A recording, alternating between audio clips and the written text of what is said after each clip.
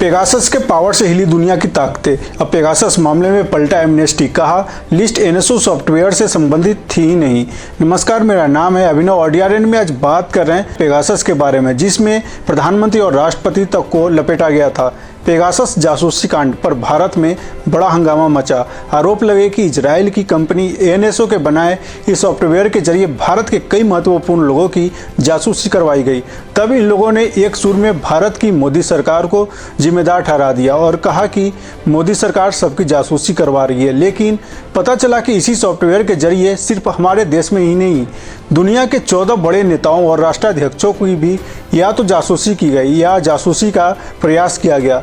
दावा है कि 50,000 फ़ोन नंबरों की जो लिस्ट जासूसी के लिए डेटाबेस में डाली गई, उसमें से बहुत सारे फ़ोन नंबर के मालिकों को पर्सन ऑफ इंटरेस्ट की श्रेणी में रखा गया, यानी ऐसे लोग जिनमें किसी न किसी की दिलचस्पी थी। यहाँ पर्सन ऑफ इंटरेस्ट का मतलब एक ऐसे महत्वपूर्ण व्यक्ति से है जिसके बारे में हर बात कोई दूसरा व्यक्ति या सरकार जानना चाहती है।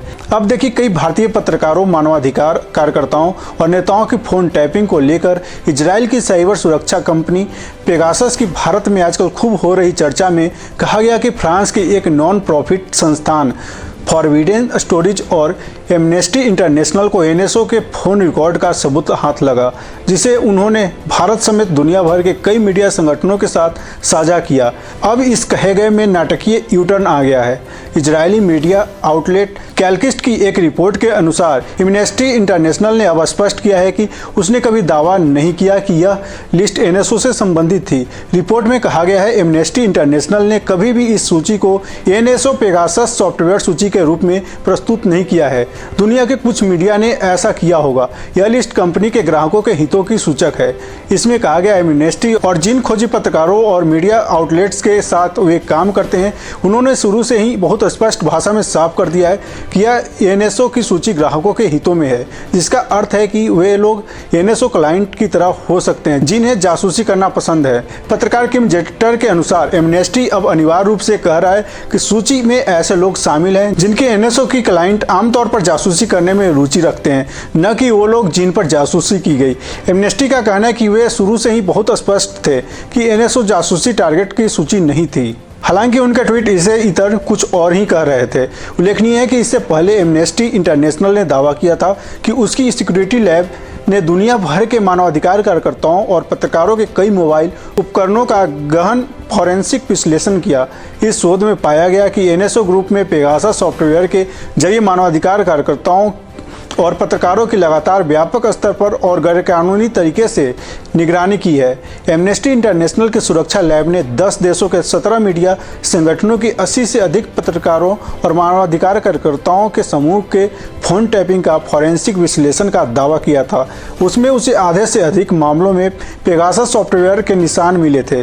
अब के दावों से उलट एमनेस्टी इंटरनेशनल ने कहा था कि फ्रांस के राष्ट्रपति इमैनुएल मैक्रों का नाम भी उन 14 वर्तमान या पूर्व राष्ट्राध्यक्षों की सूची में शामिल है जिन्हें कुख्यात Israeli spyware company NSO group द्वारा हैकिंग के लिए टारगेट किया गया था। एमनेस्टी के महासचिव एग्नेस कालामार्ड ने कहा था, इन अभूतपूर्व खुलासों से दुनिया भर के नेताओं को कांप जाना चाहिए। रिपोर्ट में कहा गया कि पत्रकारिता संबंधी पेरिस स्थित गैर लाभकारी संस्था फॉरबिडन स्टोरेज एवं मानवाधिकार समूह एमनेस्टी इंटरनेशनल द्वारा हासिल की गई और 16 समाचार संगठनों के साथ साझा की गई 50,000 से अधिक सेलफोन नंबरों की सूची से पत्रकारों ने 50 देशों में 1,000 से अधिक ऐसे व्यक्तियों की पहचान की है जिन्हें एनएसओ के ग्राहकों ने संभावित निगरानी के लिए कथित तौर पर चुना। द वाशिंगटन पोस्ट की खबर के अनुसार एमनेस्टी और पेरिस स्थित गैर लाभकारी पत्रकारिता संस्था फॉरबिडन स्टोरेज को लीक किए गए 50,000 फोन नंबरों की सूची में पाकिस्तान के प्रधानमंत्री इमरान खान, दक्षिण अफ्रीका के राष्ट्रपति सिरिल रामाफोसा और इराक के राष्ट्रपति बरहम सालिह शामिल हैं। गौरतलब है कि एमनेस्टी की तरफ से यह बयान इजरायली कंपनी एनएसओ द्वारा रिपोर्ट के खारिज करने के बाद आया है। एनएसओ ने जांच रिपोर्ट पर सवाल उठाते हुए कहा था कि एमनेस्टी इंटरनेशनल और फॉरबिडन स्टोरेज का डाटा गुमराह करता है। यह डाटा उन नंबरों का नहीं हो सकता है जिनकी सरकारों ने निगरानी की है। इसके अलावा एनएसओ अपने ग्राहकों की खुफिया निगरानी गतिविधियों में वाकिफ नहीं है। जासूसी के दावे और इसके उलट दावों के बीच सॉफ्टवेयर बनाने और बेचने वाली इजरायली कंपनी एनएसओ ग्रुप ने साफ कह दिया था कि जिन नंबरों की सूची बताकर कहा जा रहा है कि उनकी जासूसी करने के लिए पेगासस का इस्तेमाल हुआ, वह वास्तविक में उनकी न है और न कभी थी।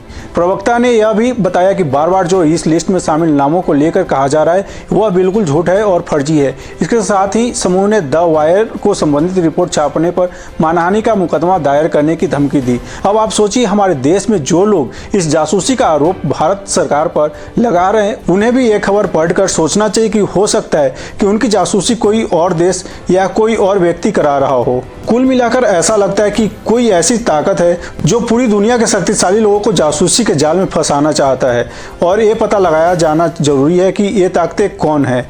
इसी तरह हमसे जुड़े रहिए और देखते रहिए D3 का स्पेशल प्रोग्राम DRN।